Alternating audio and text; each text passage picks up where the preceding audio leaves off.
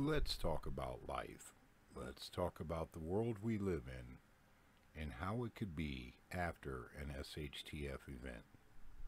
Right after the intro.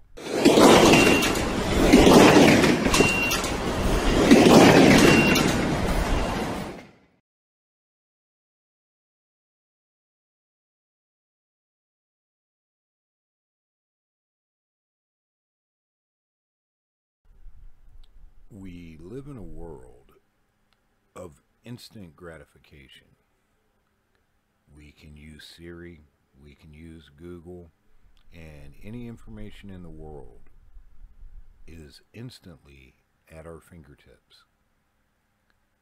We live in a world where you flip a switch, the lights come on, you flip it again, they go off.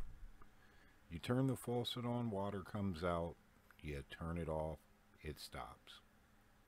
Which is wonderful in one perception of it, but what it has caused is that we have created an entire generation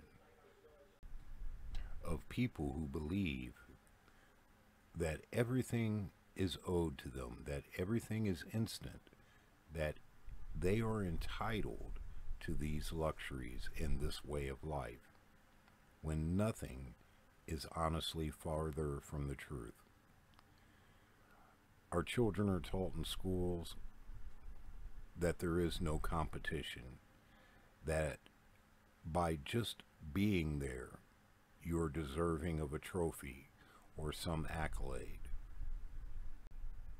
We have created a generation that is used to luxury, that is used to doing nothing but playing on their electronics, being on their phone, texting people. They have no skill or upbringing whatsoever in any of the social arts, such as having a face-to-face conversation with anyone. And there's a downside to that.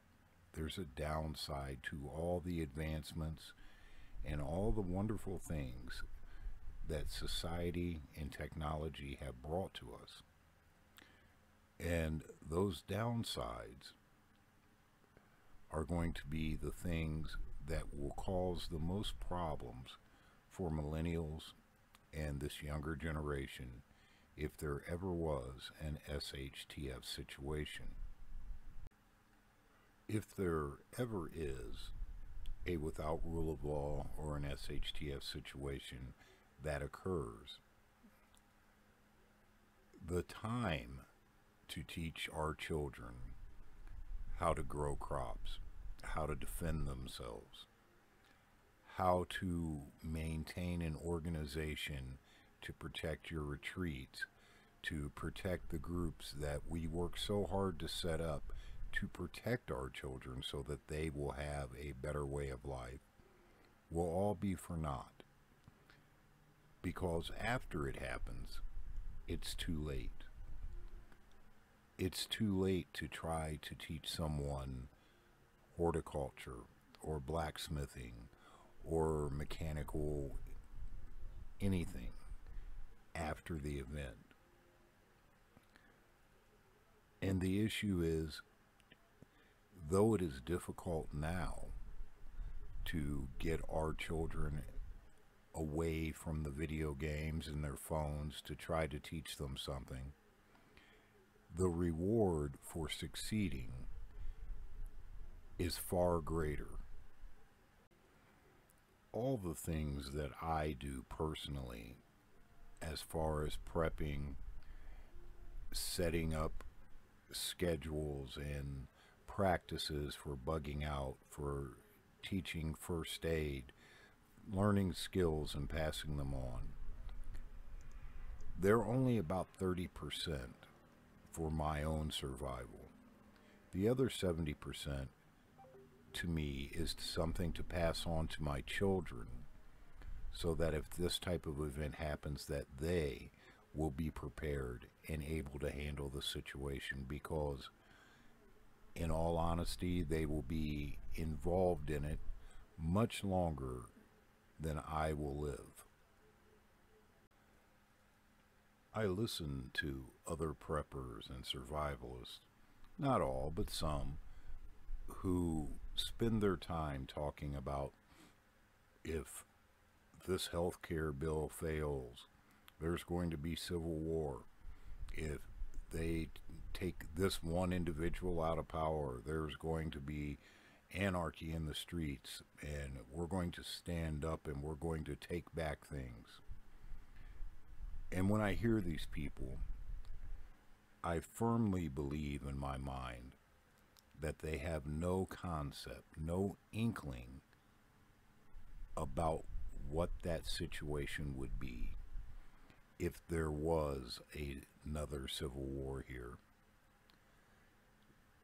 How much carnage and death there would be. How detrimental to rebuilding any type of society something of that nature would be. And I try to teach my children that avoiding confrontation, learning to speak and talk through situations using your mind instead of immediately going for the gun, is the way that the majority of people in an SHTF event will survive. Those who have little to no skills and no ability to think their way through a situation before they react, even if they only have a fraction of a second to think, which is plenty of time, will not survive.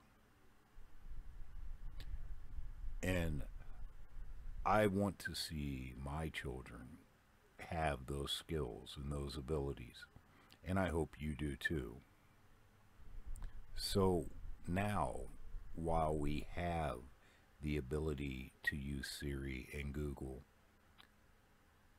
instead of playing Candy Crush or Fruit Ninja, maybe we should turn those awesome tools towards learning skills and abilities that we can pass on to the younger generation or get them involved with, to give them a step up if there ever is an SHTF situation. Let's teach our children a good work ethic. Teach them the rewards of effort and of learning.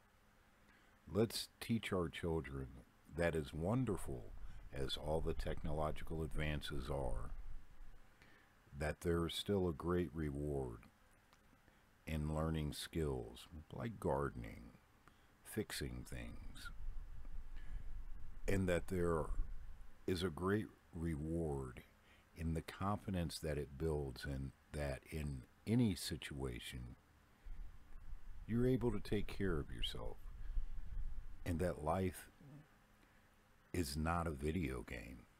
It's not Call of Duty. You don't get a reset.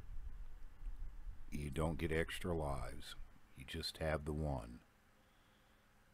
And that you should spend it doing the best that you can for yourself, your family, and those around you.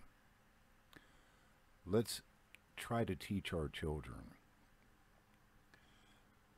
that there's a real world and there's a fantasy world. And it's far more important to be really good at the real world than it is to be in the video game world. It will benefit our children a lot more than just allowing them to continue to live their life in the cyber world with their games, whereas there's nothing wrong with the internet if you use it properly to learn skills, to become better. So this has been long and rambling, And this is Dan from Dan's Urban Survival and Prepping. And until next time, guys, take care of each other.